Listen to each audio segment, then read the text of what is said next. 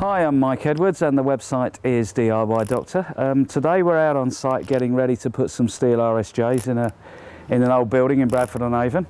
And it gives me the opportunity to demonstrate a new drill that we're working with today. It's the DeWalt 18-volt lithium-ion drill. It's the DCD785 and it's a lovely light compact drill which fools you into thinking that it can't do a lot of work. The opposite is true. It's a very, very strong, capable drill. We like DeWalt equipment. It's very strong, it's very stable. We use it quite a lot, and this little beast is no exception to the rule. The lithium-ion battery range, and on this particular drill, the battery release system is fantastic. You simply press a button at the bottom and this battery slides straight off.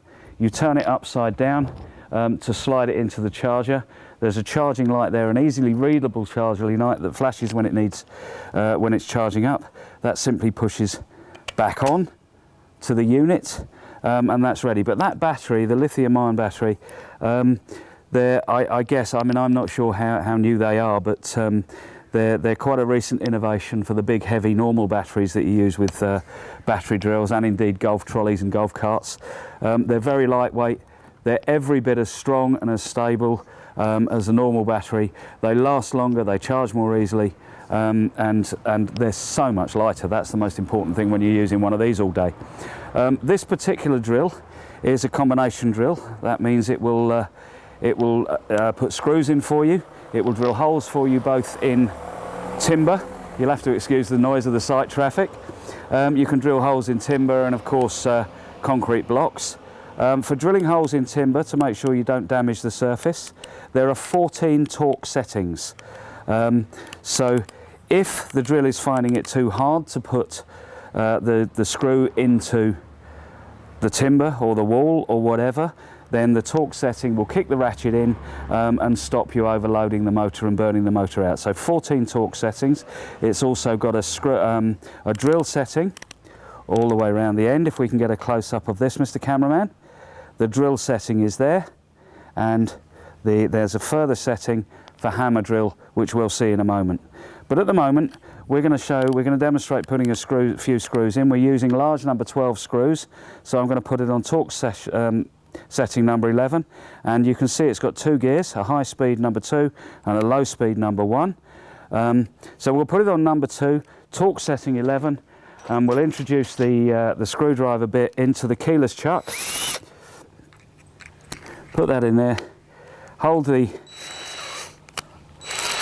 spindle firmly, and you can hear the torque setting in, so that's locked in there, keyless chuck. The correct drill bit in there for number 12 screws. You can see there.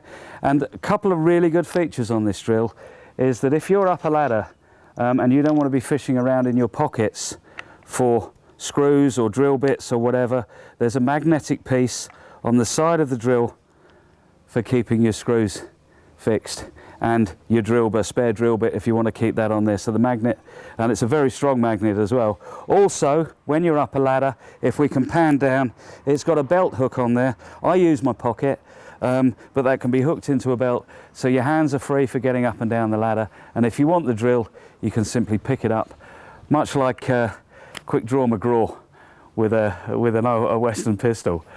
So we're going to demonstrate, if I can grab a piece of timber, the power of this drill. Okay, now I promise there are no pilot holes in here. The wind's picked up a little bit, and I'm going to put a number 12 1.5" screw into this timber. Now that's a fairly big screw, number 12, into this timber with very little pressure, and that will drive straight down. You can hear the ratchet click in, so I'll turn that up to torque setting 14 to finish it off. And that's driven all the way in, very little pressure, on torque 14, a number 12 screw straight into the timber. And to pull that out again, we simply put it in reverse and drive it back out. So you can see that's a very, very powerful drill. So that's all very well in a piece of timber, but what about the power action on the hammer? So we're going to change the drill bit for a 6.5 masonry bit. Again, lock that in place simply by squeezing that. And then we're going to put the drill onto the hammer setting to take over. We'll keep it on speed number 2, and we'll take a rawl plug over to the wall with us. And if the cameraman would like to follow me, we can demonstrate how easily this thing deals with concrete blocks.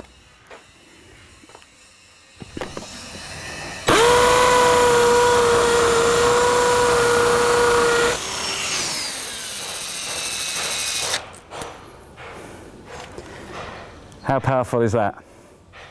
So that's a 6.5mm masonry bit, which is the hole that you'll need for a red rawl plug for putting up shelves and brackets and everything indoors. We were into a brand new concrete block in seconds. Every bit as powerful indoors as a corded drill, with the flexibility, lightweight, fantastic batteries, easy charging system, easy battery removal system, the belt hook on the side, and the magnetic bit holder there that you saw me demonstrate with some screws. All in all, a fantastic tool from DeWalt. DIY Doctor highly recommends it. We don't only recommend it, we use it.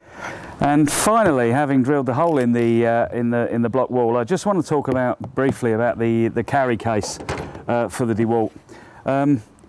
Very strong. Compartments to fit, you know, the drill and the charger and the battery, as you'd expect.